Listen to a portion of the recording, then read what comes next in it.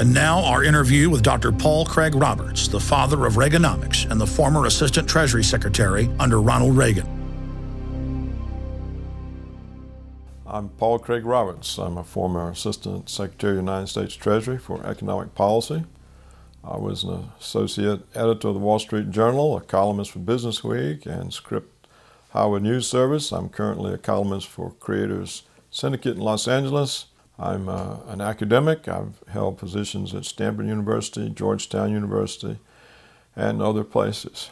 The most important issues of our time, as I see it, are the loss of the American middle class. Their jobs have been offshored, and the remaining jobs are being filled with foreigners brought in on work visas, so that we are dismantling the ladders of upward mobility that made the United States an opportunity society, and that made differences in income distribution acceptable. Another great problem is that we have lost the law, and by that I mean the law that protects the innocent from the power of government, the law that is a shield of the people instead of a weapon in the hands of the state. And when you lose the law, you lose your civil liberties. And that means you have lost the Constitution. And another serious problem that we are suffering is the collection of power in the executive branch to the exclusion of the legislative and judicial branch. And so we are seeing grow up before our eyes dictatorial powers in the executive branch of the government. So these three are very serious problems for the United States. They threaten its political stability and the viability of the society itself. The Tyranny of Good Intentions was titled by me, How the Law Was Lost.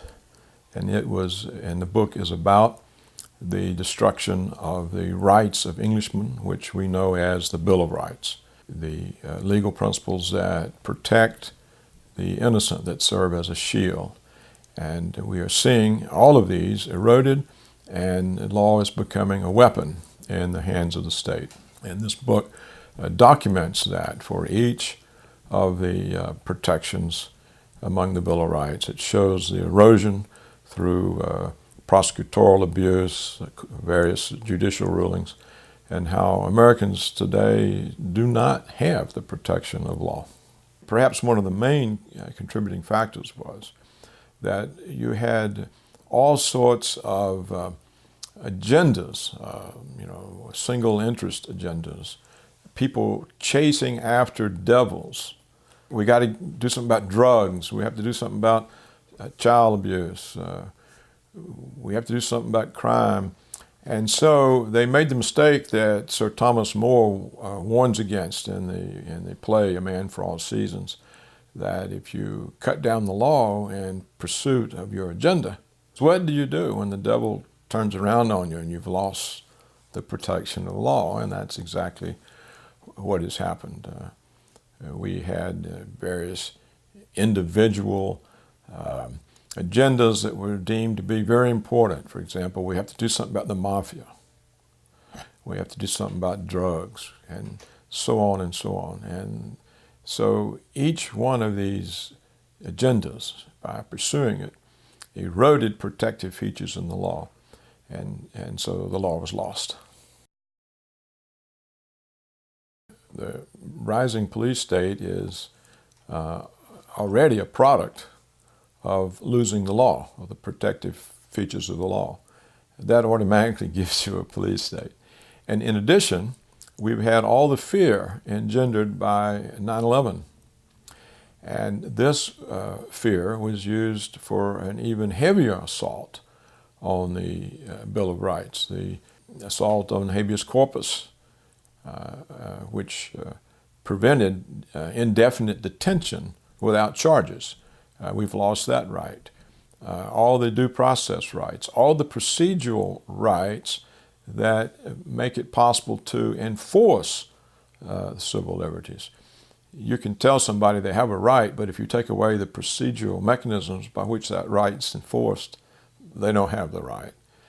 the erosion of our legal protections began long before 9/11 or the Bush administration. It was already moving along, and that made it easier then for the Bush regime to use 9/11 for an even fiercer assault, and that's where we stand today. Generally, when governments get powers, they don't roll them back, and we've not seen the Obama administration roll back any of the powers that Bush and Cheney claimed.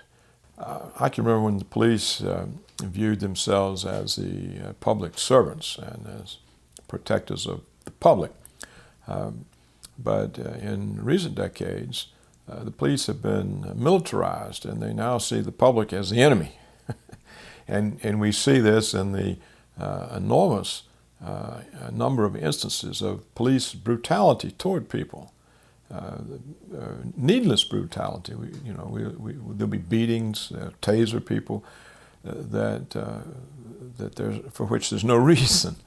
And so, what does this mean? It means that, again, the police agencies of the state, the enforcement agencies, now view the public as an enemy, not as something that to which they are accountable. So it shows, again, the breakdown in accountability of executive agencies to the people. And of course, the police are now probably as dangerous to the public as criminals.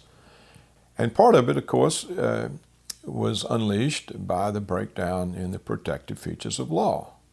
Because when, for budget reasons, you need to solve a lot of crimes or pull in a lot of people, they start planting drugs on people. The wide range of police crimes grew so that they could have more and more success in convicting people.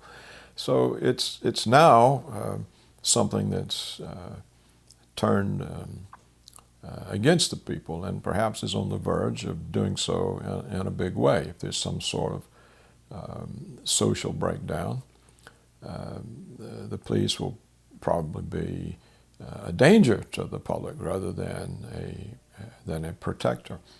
The Posse Comitatus Act was to be sure that we were never oppressed by the military forces of our own government.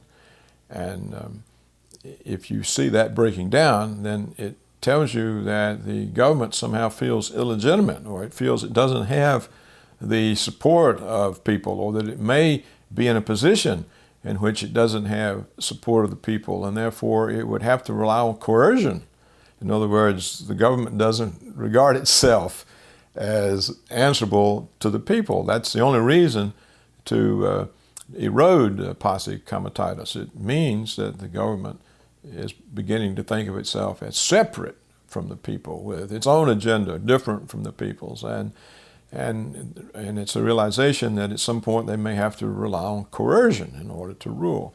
So that shows again that the separation between the people and the government. It's not a democratic. It's not an indication of democracy or self-rule. It's an indication of government becoming independent of people, as it has been in most countries over most of recorded time. The government is one thing and the people are another. And we see that creeping back in the United States. In a gun club in which I'm a member, where we shoot at paper targets, the police are allowed to use it as a courtesy, and the local county police, and then others are allowed as well. And on some days there'll be 25, 35, 40 squad cars and scores of officers, and they're heavily armed. And it sounds like a war. I mean, they must shoot up thousands and thousands of dollars of ammunition. And I've gone there, and they've been there, for example, like 3 days in a row, just blasting away the same county even. And I stopped once and I asked myself, what are you doing? You practicing for some kind of competition. You know, you've got some big tournament coming up, and they said, "Oh no, we're practicing to win the shootout." And the shootout, and it was a small mountain-type town area. And I said, "There? Who are you going to have a shootout with?" And he said, "Them terrorists. Terrorists." Well, who are the terrorists? There'd clearly never be any in that locale. And I think they're just preparing to put down any kind of public opposition or protest that might arise.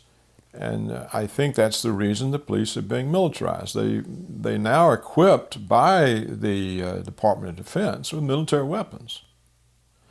Some jurisdictions apparently even have helicopter gunships and tanks, and they've got rocket-propelled grenades, and it's an amazing array of weapons for police, which are essentially supposed to be an investigative force to solve crimes and make a case against whoever committed a crime and present it to the prosecutor. That's what the police are supposed to do. But they're becoming like an occupation force. And they're undergoing military training with military weapons. This is an enormous departure from the role of police in the United States or in any democracy. What we can say about the G20 is that it showed two things. One, that the rest of the world is losing faith in the dollar as reserve currency, because this was what was on the minds of most of the people there. Whatever the agenda was, the real agenda on everyone's mind was the dollar. We're holding all our reserves in dollars, and you're inflating it away, and we have to do something about this. We need some alternative way of settling international transactions. So I think that was an indication that the rest of the world is losing confidence in the United States and in the dollar as a reserve currency. Now, the behavior of the police shows, again, the militarization of the police, because they were very aggressive toward people who weren't causing any trouble. And I believe the police were, frankly, disappointed that there wasn't more trouble for them to beat up on, and so they, on their own, went into neighborhoods with their new weapons or protest suppression systems, and just sort of arbitrarily abused people. So it's a further indication that the police agencies of the government are now separate from people that they're supposed to protect. It's taken many blows. You know, it began probably with Abraham Lincoln and what's called the Civil War, because this destroyed the notion of a republic and states' rights. And it took another heavy blow in the Depression, when with Franklin Roosevelt and the New Deal, because that essentially took away the legislative power of Congress. You see, it used to be when Congress passed a law, they dotted every I, they crossed every T, and the regulatory agencies, that is, there really weren't any. The executive agencies had to enforce the law as Congress wrote it. But during the New Deal, the executive branch gained the power to write the regulations that implement the law. And so, in effect, they gained the power to write the law. So that when Congress passes a bill today or a statute, what it really is it gives some executive agency the right to write the law by how it interprets it with its regulations. So Congress has lost essentially its legislative power back in the New Deal. And then what we've seen recently with the Bush regime is how Congress just acquiesced time and again into executive claims that it was the superior branch of government, and that Congress was there, but it wasn't really on an equal basis, and that the power of the president exceeded that of the power of the Congress and of the judiciary, so that you had an executive making claims that they were above the law and not bound by the law. And we saw the memos that came from the Department of Justice, John Yoo and the others, that basically said the president is not bound by the United States statutory law against torture, and nor is he bound by the Geneva Conventions that we've signed and essentially originated against torture. He's not bound by the Foreign Intelligence Surveillance Act. He can spy on Americans without a warrant, even though the law says he can't. These kinds of claims elevate the president into a dictator. And then they use signing statements and various executive orders and directives to accumulate more and more power. And it's true, no president yet has tried to exercise all these powers at once, but they're there. And anytime there's a crisis that they can hide behind to use as a justification, then you now have enormous powers that the president can claim that were totally foreign to the Constitution, to the Founding Fathers, and to most of our experience. The American Empire took on new meaning after the collapse of the Soviet Union, because even though there was a form of empire prior to that, any notion of U.S. hegemony was checked by the Soviet Union. It was a formidable military force, had huge amounts and numbers of nuclear weapons. You know, the Red Army had defeated Germany, and Europe was still terrified. So the notion that we had an empire was somewhat different compared to what was possible when the Soviet Union collapsed, because we very quickly broke all our agreements that Reagan had made with them and began behaving aggressively. And it let the neoconservatives start preaching empire in a new way, by which it means to them U.S. hegemony over the whole world. You know, that we simply rule the world. And they had not just military justifications for that, but they had these justifications that we are an exceptional people, and that we are the virtuous people, and so we not only had the right, we had the responsibility, the obligation to impose ourselves on the world. So this form of empire is new. The funny thing about this new empire is it's coinciding with the beginning of large-scale jobs offshoring. So while we are telling ourselves, hey, look, we are this new world empire, there's nobody to block us, we're sending all the manufacturing jobs to China, all the middle-class engineering jobs, the software engineering jobs, the information technology jobs, everything that people were using to rise up, to have upward mobility and to have a strong middle class, we start destroying that. So we are destroying one of the bases for being powerful, just at the same time that we get this notion that we are. And the same with the dollar. We start then, because of all the offshoring, the trade deficit explodes. You see, if you take production that you're making in the United States and you move it abroad, you've destroyed it here and you've created it to wherever you moved it. It's now Chinese, for example. When it comes back, it's an import. And so the offshoring creates huge trade deficits. Well, and that then puts the pressure on the dollar. So that's the funny thing about this new neocon version of empire, that it rose up right while we were destroying the middle class, the manufacturing base, the engineering jobs, the middle class jobs, and the dollar. We're destroying the dollar in the process. Well, the only real reason that we were a superpower was that the dollar is the reserve currency, which means we can pay our bills in our own currency. We don't have to earn enough from exporting. We don't have to earn enough foreign exchange to pay for our imports. So we can run huge trade deficits because we just hand them dollars.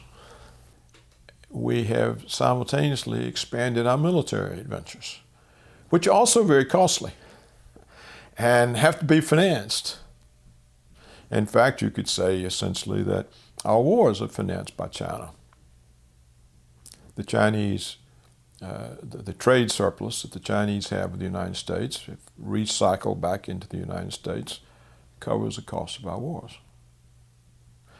So how are you a superpower if your foreign creditors can cut you off just by not financing your deficit anymore?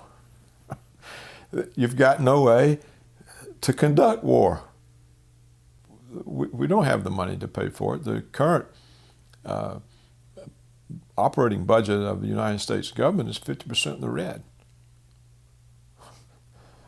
I mean, we probably couldn't even pay the president if the Chinese wasn't financing it, or the Japanese, or the Arab oil Emirates, Saudi Arabia, the people who have substantial trade surpluses. It's the recycling of those surpluses that finance the government, or that has been financing the government. You know, as we said earlier, the annual budget deficit is getting much larger than the trade surpluses, so there is a growing financing problem. So in that sense, the American empire that the neocons had in mind, which was a bigger, a different kind of empire than previously, an unchecked empire, that was undermined even as the ideas were being put into their heads.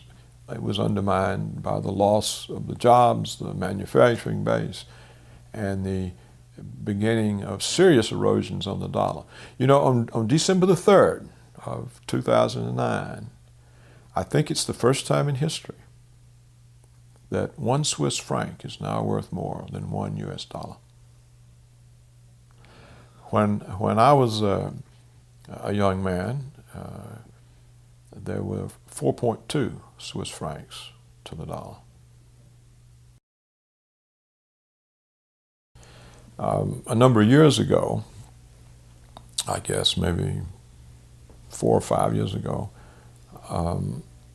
I predicted at a Brookings Institution conference in Washington that the United States would be a third world country in 20 years. And I think I'm sticking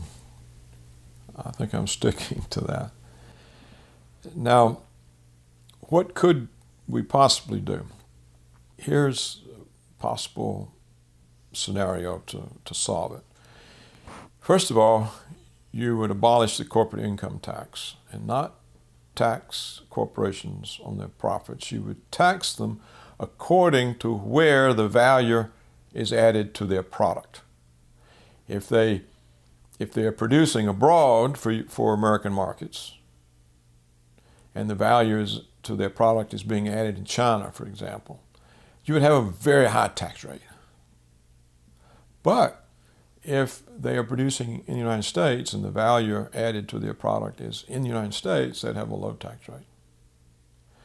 That might offset the huge labor cost advantage of jobs offshoring and may bring them back while there's still enough knowledge here to do the job. Ralph Gomory has made that proposal and I support it. And the other thing you would have to do is you would have to save the dollar as reserve currency. And so how can they save the dollar as reserve currency? What they would have to do is get both the trade and the budget deficits under control. How could they get the budget deficit under control? Well, obviously they'd have to stop the wars. They'd have to bring back everybody from the 700 military bases. They would have to slash the military budget.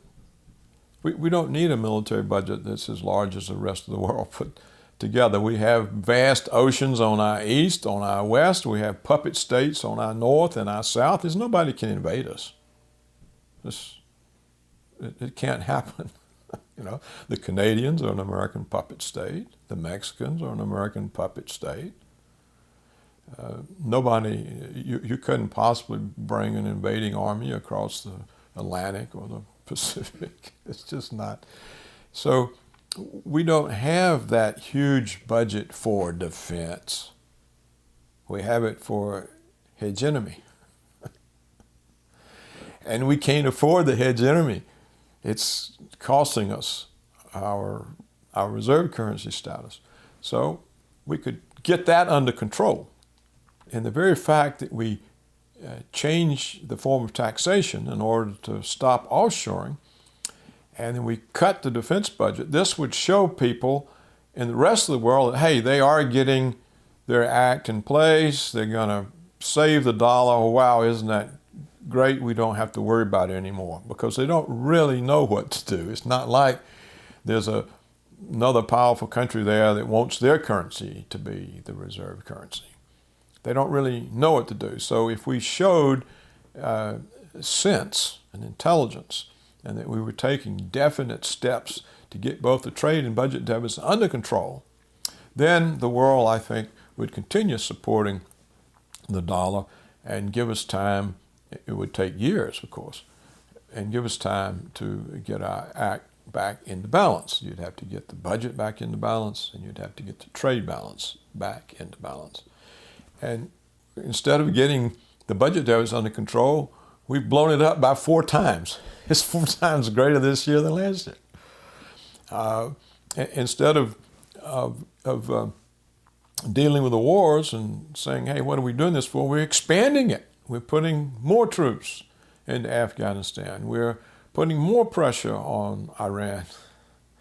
So we're sending the signals that we're going to continue the extravagance that has put the dollar under so much pressure and made it decline in value, even against the Botswana pula.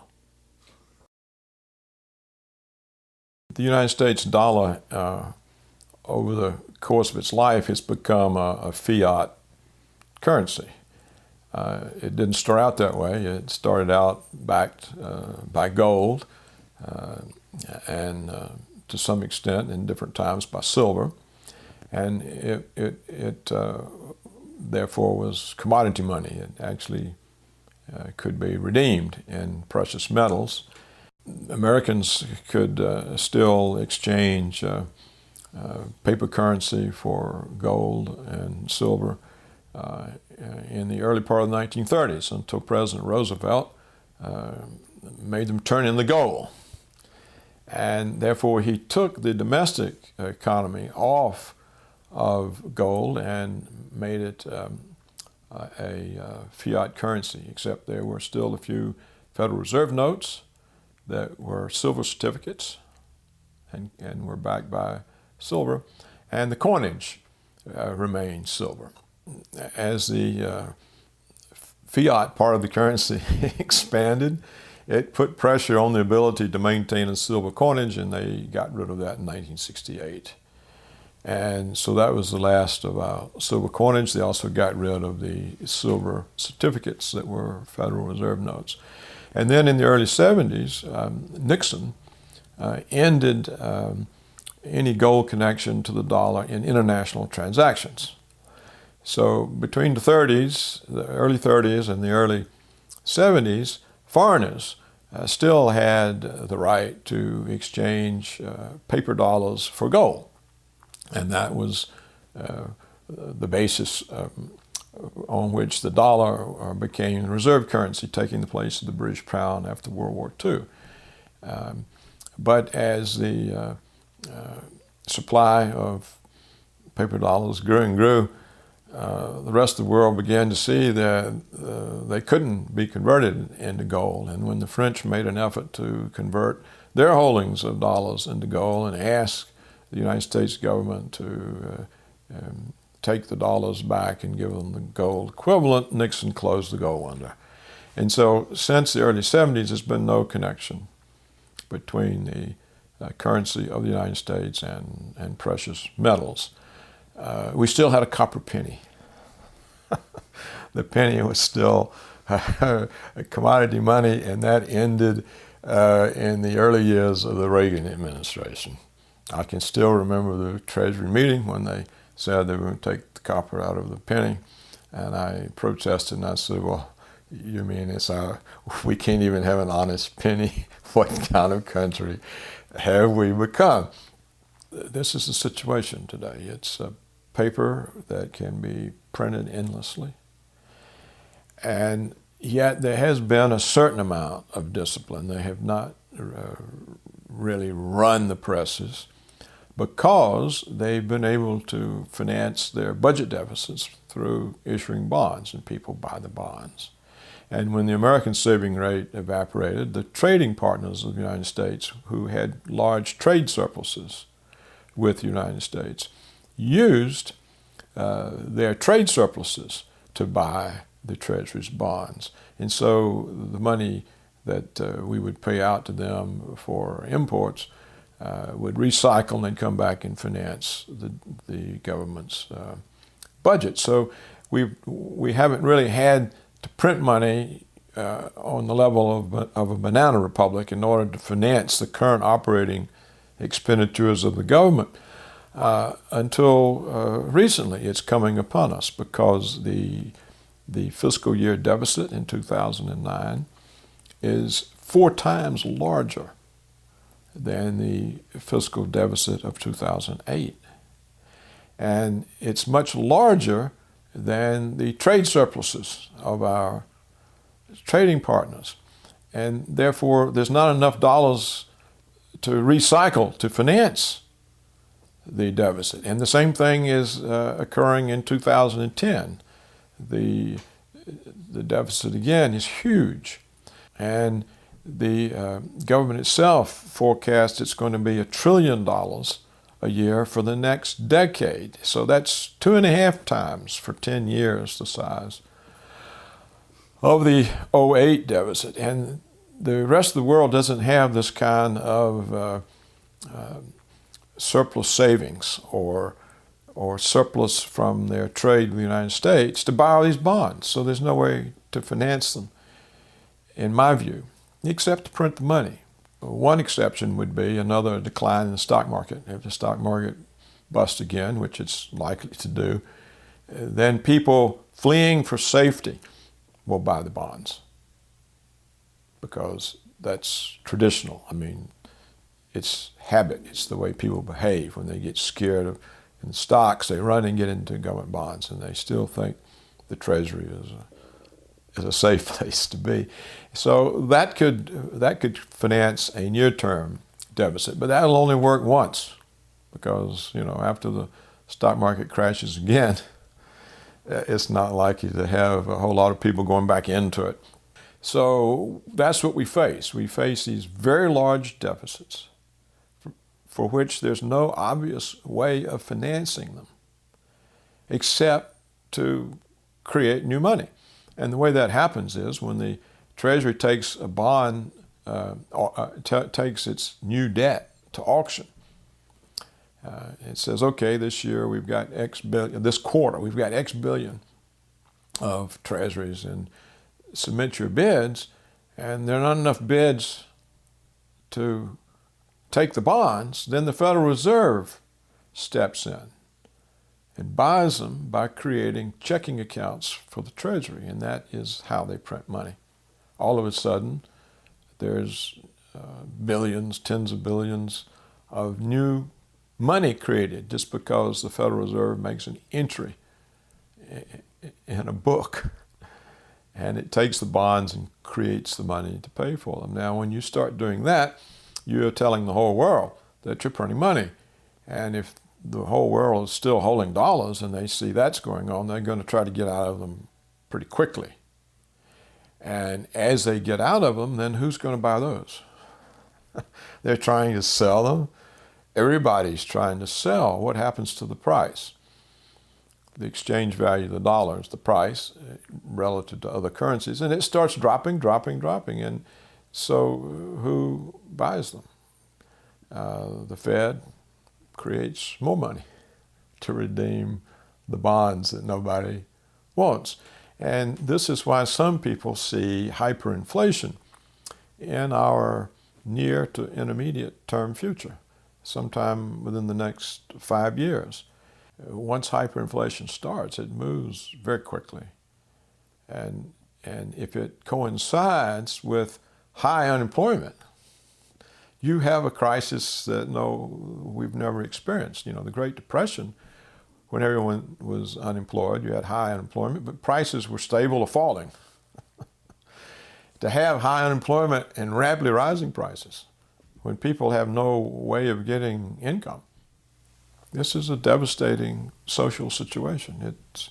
It has the possibility and the potential of destroying the society and the political order. And this receives no attention. They're not giving any attention to this. Apparently, the authorities think that they can create a whole bunch of money to overcome the financial crisis, and then they can step in and take it all back out. So it's a very serious situation and receives no attention, no debate. I'm talking about from the government authorities. There are no hearings. The financial press avoids it. You could say that Goldman Sachs has run the Treasury since the Clinton administration. You had one Goldman Sachs CEO who was Secretary of the Treasury, and with Bush, you had another Goldman Sachs CEO who was Secretary of the Treasury, and now with Obama, we have a protege of Goldman Sachs as Secretary of the Treasury. We have all the testimony about how Goldman Sachs convinced the Securities and Exchange Commission not to require the investment banks to have reserves so that their leverage could just go up and up and up. And so you could say, who's running the policy?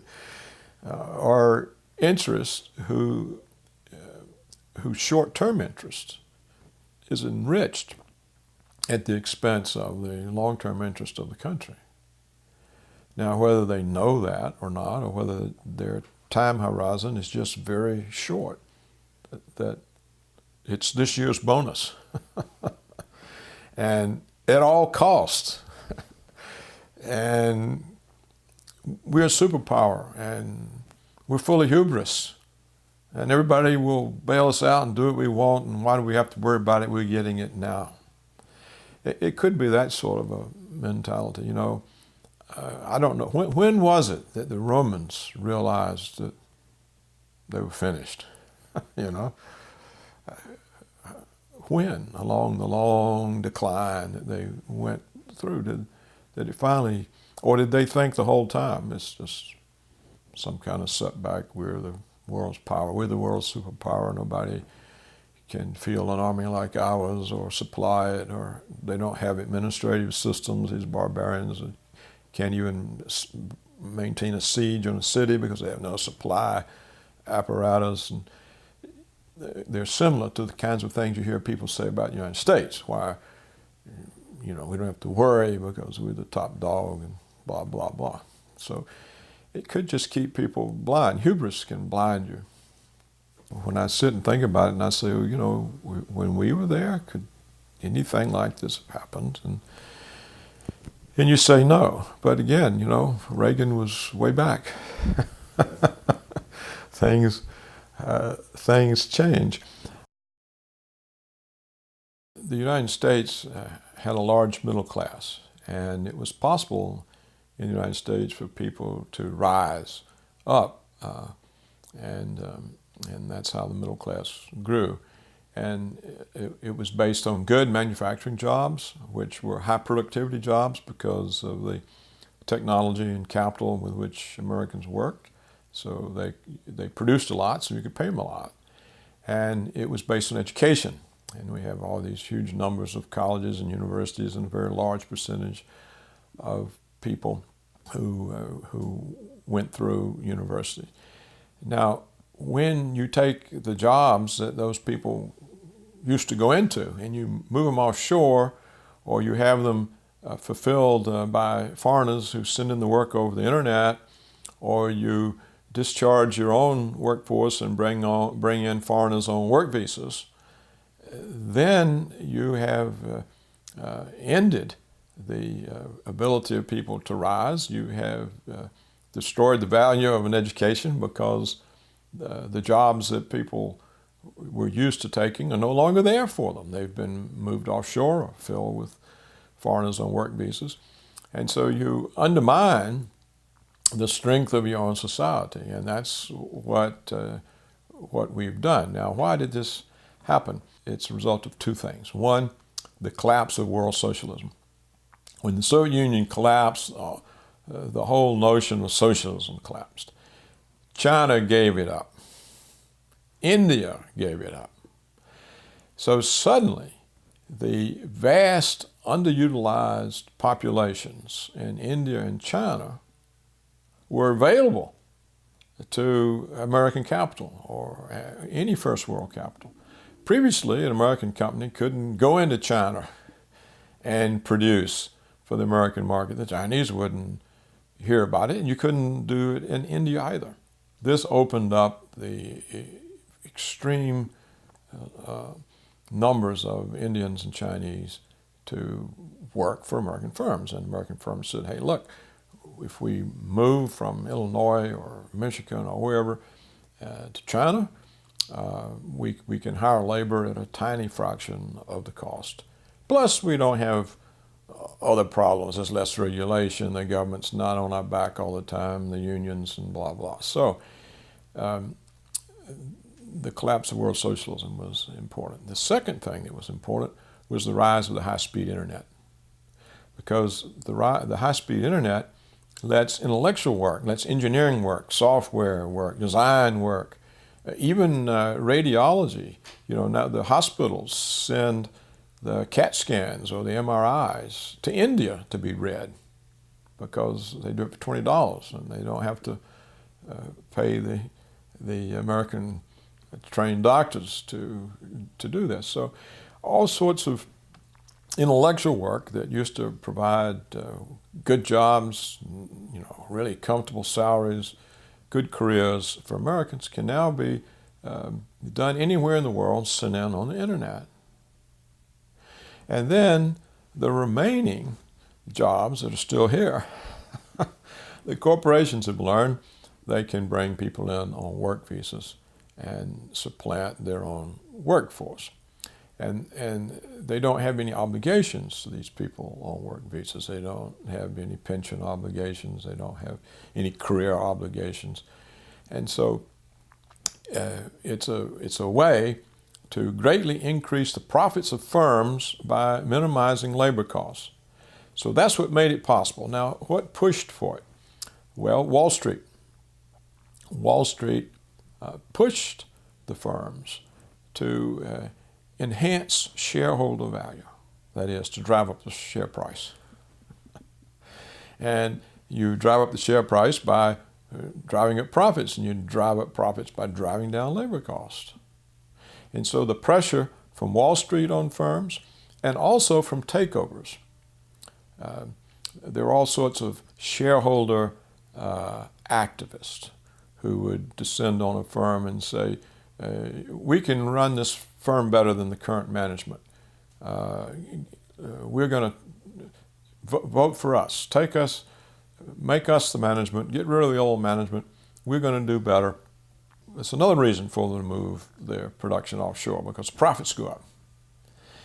And then you had Congress, which in its great unwisdom passed a law that that an executive of a corporation, their pay, their salary was capped at $1 million a year. And if you paid them more than that, it could not be treated as a business expense and deducted from profits, unless it was performance-based. And performance-based, again, means did the profits go up? So the whole system then gave the incentive to the managers to move as much offshore as possible. And once it started, of course, Walmart then told all of its suppliers, meet the Chinese price. These are the things that it destroyed the prospects for the middle class. And of course, by taking away the value of an education, sooner or later people are going to realize, what am I paying all these tens of thousands of dollars for an education when I get a job as a waitress or a bartender or temp or hospital orderly, or this doesn't make sense. How am I going to pay off these student loans? What is going on? So at some point, when this realization hits, the universities won't have any clients because you can't get anywhere. There are all sorts of software engineers, and they come out, they get graduated, and there's no jobs. There's nowhere for them to work because the jobs are offshored or they're filled, and the work comes in on the internet.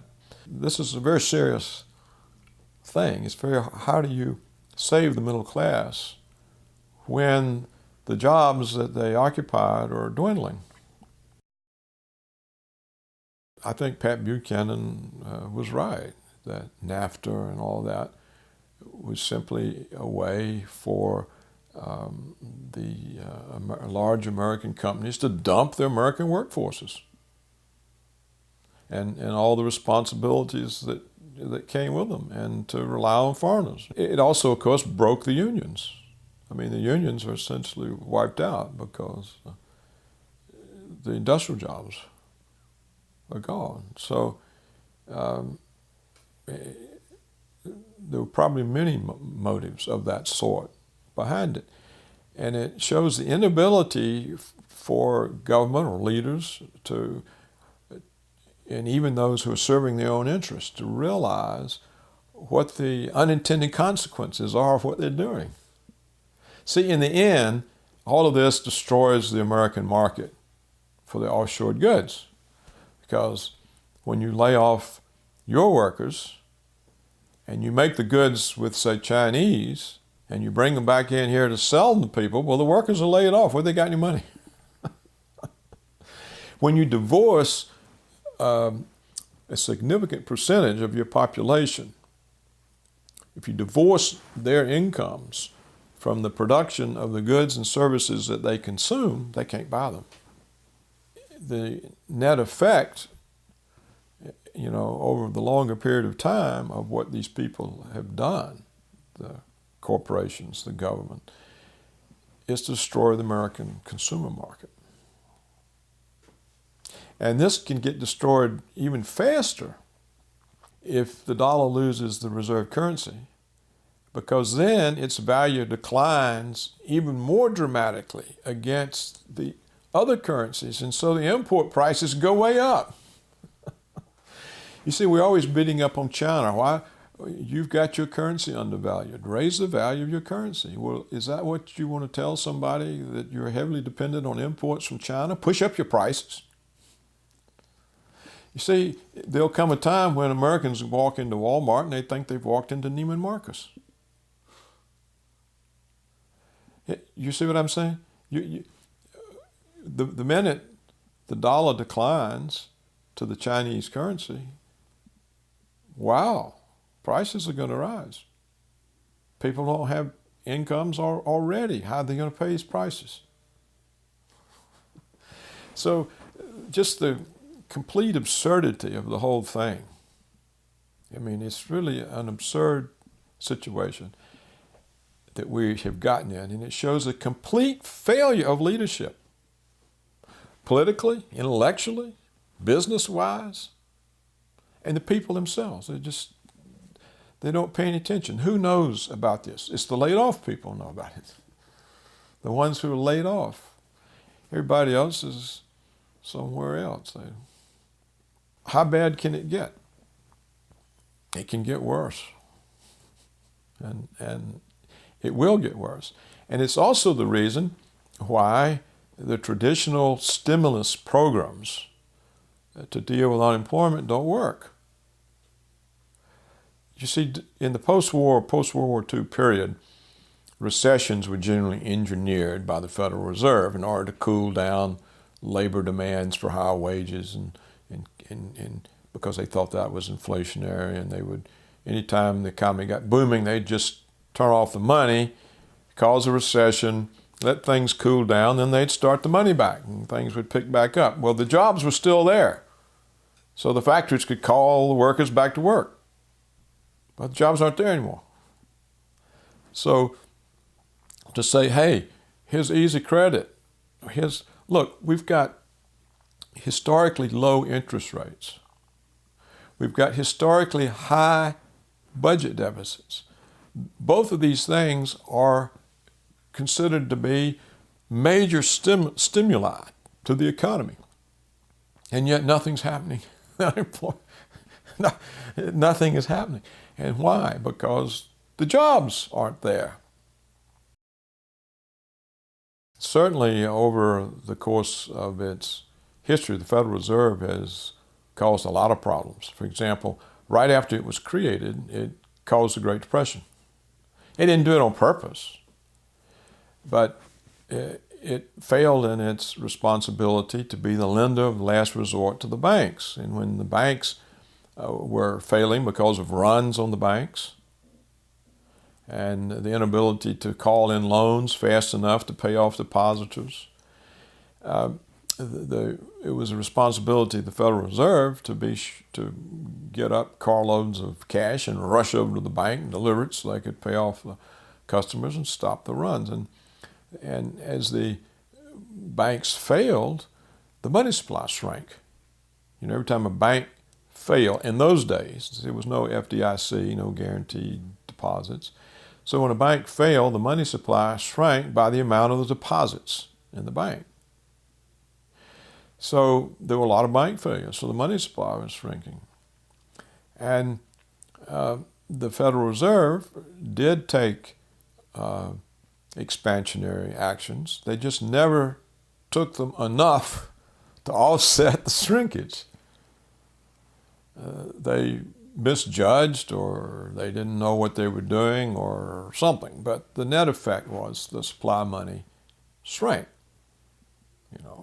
By 25%, by a third. Well, if the supply money shrinks, you can't maintain the same level of purchases and employment.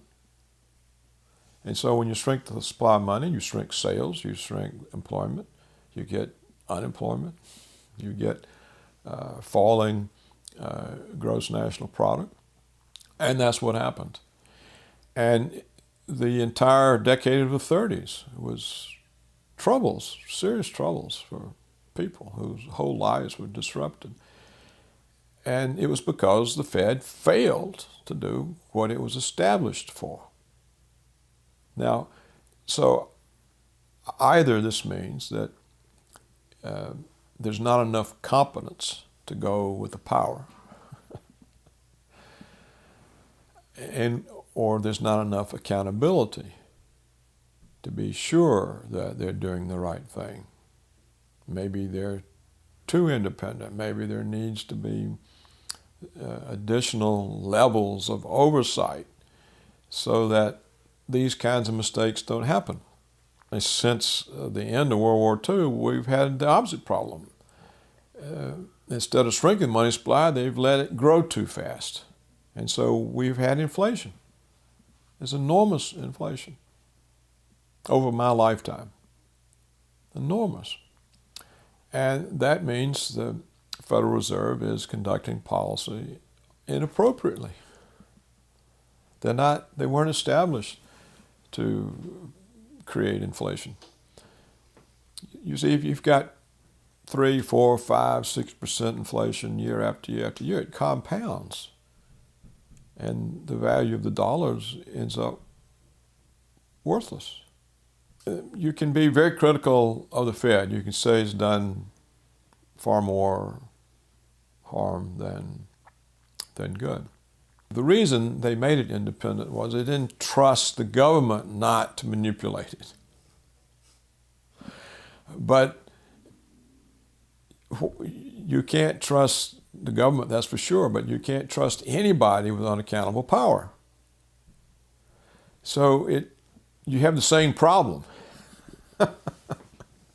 And I think what it really comes down to is anytime you have unaccountable power, then you have a greater range for misbehavior, a greater range for mistakes that go unrecognized and uncorrected. And this is a cost for the system. And it becomes an even greater cost if the currency is a fiat currency that itself is not limited by some amount of precious metal, gold or silver, or limited in some way. When the currency becomes essentially unlimited by anything except the need to print it, it's clear the tremendous amount of bank reserves that they've created are not finding their way from the banks into an expansion of the money supply. It's simply they're sitting on the reserves. But if the Fed's creating money in another way, which is printing it so the government can pay its bills, then that money is sooner or later got to find its way into prices. And the more unemployment there is, the quicker it'll find its way into prices because there's less goods to absorb the money, so it drives them up. The Federal Reserve published in April of 2008 that the existing money supply, by which they meant currency in circulation and checking accounts, was 1.4 trillion. That was the money supply in spring of 2008. Now, the budget deficit in 2009, a year later, is 1.4 trillion.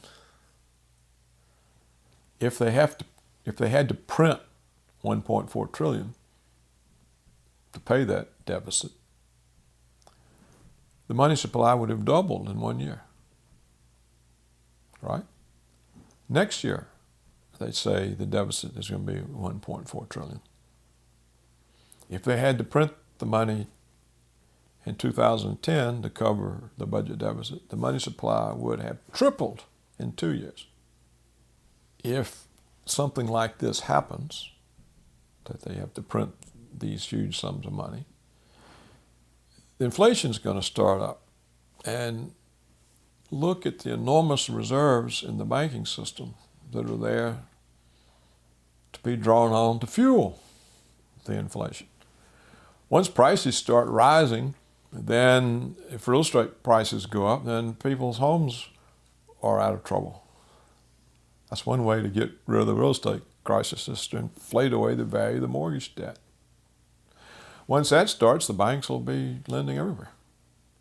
And so you would have a tremendous ability for a massive inflation, and a long-lived one. And how would you stop it? The only way these things have ever been stopped is they just say, okay, that currency no longer exists. We're creating a new one. One new dollar is equal to 100 trillion old dollars. These are all implications of what is going on. And when the implications of what you're doing are so dire, you should stop. But we don't. We don't stop. The Afghan war, at a minimum, it's just in out-of-pocket expenses, it's $100 billion a year. Now, if you then count the incurred medical care for the troops for the rest of their life, you the cost of replacing all the equipment that gets blown up, the loss of $100 billion of resources for better uses. The cost of the war is huge. We're not in a position we can afford any such war. Particularly, when we have to borrow it and then pay the interest on $100 billion to the Chinese. It's not sensible. And the things that we do are not sensible. I can't think of anything that the United States government does that's sensible. I can't think of any policy that's working. Remember, lovers of liberty, these video interviews have all been exclusive, and they're going to be archived at prisonplanet.tv. Please download them, burn them to disk, and give them to everyone you know. Upload them to YouTube. This information is vital not just to our free republic, but to the future of free humanity.